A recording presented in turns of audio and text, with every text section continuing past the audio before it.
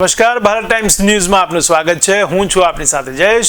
વાત કરીએ ગુજરાતની તો વેરાવળ રેલવે સ્ટેશન ખાતે મોક ડ્રીલનું આયોજન કરવામાં આવ્યું, જેમાં યુદ્ધ જેવી કટોકટીના સમયમાં કઈ સાવચેતી રાખવી તે અંગે પણ લોકોને સમજ આપવામાં આવી।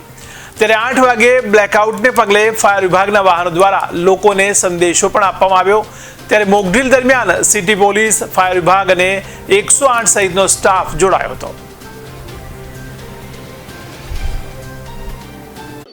Ravirajsinh Chavda, station fire officer Veraval. Chavda સાહેબ, ખાસ કરીને આજે શું કામગીરી કરવામાં આવી સમજ હોય છે? આજરોજ મિનિસ્ટ્રી ઓફ હોમ અફેર્સની જે ગાઈડલાઈનો હતી કે 7 તારીખના રોજ બપોરના 4 વાગ્યાથી રાતના 8 વાગ્યા સુધીમાં વિવિધ જગ્યાઓ પર આપણે અવેરનેસ ડ્રીલ અથવા તો મોક ડ્રીલ કરવી, જે અન્વયે વેરાવળ રેલવે સ્ટેશન ખાતે આજે એક મોક ડ્રીલ કરેલી હતી, જેની અંદર અમને સૂચના મળતા અમારી ટીમ ત્વરત રેલવે સ્ટેશન પર પહોંચી અને 3 જેટલા લોકો જે છે ઘાયલ હતા એમને તાત્કાલિક ત્યાંથી બહાર કાઢી અને એમ્બ્યુલન્સની મદદથી સલામત સ્થળે ખસેડવાની કામગીરી કરેલી હતી, જેમાં આરપીએફ અને સિટી પોલીસ સ્ટેશનની ટીમે અમને સહકાર આપેલો છે। અને પ્લસ આજરોજ શહેરના વિવિધ સ્થળો પર અવેરનેસ ડ્રાઈવ તરીકે અમારા ફાયરના વ્હીકલો દ્વારા લોકો સુધી જાગૃતિ પહોંચે કે કોઈ એર સ્ટ્રાઇક કે કોઈ પણ ઇમરજન્સીની પરિસ્થિતિમાં પબ્લિકે કઈ રીતે એક્શન લેવા।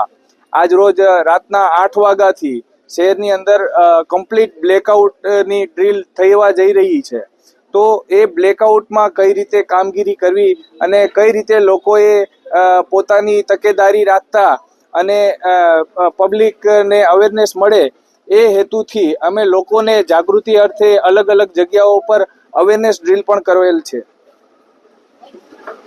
सर, क्या कहें कि आज रेलवे स्टेशन पे जो मोक का कार्यक्रम उसके बारे में?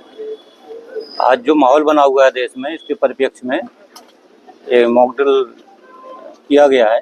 इसमें मॉक ड्रिल में इंजर्ड या किसी भी घटना की सूचना पर फायर को इन्फॉर्म करते हैं।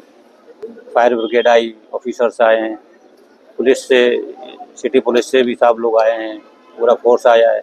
इसमें ये देखा जाता है कि हम लोग कितने सतर्क हैं, तभी घटना घटेगी तो हम लोग उसके लिए प्रिपेयर हैं कि नहीं।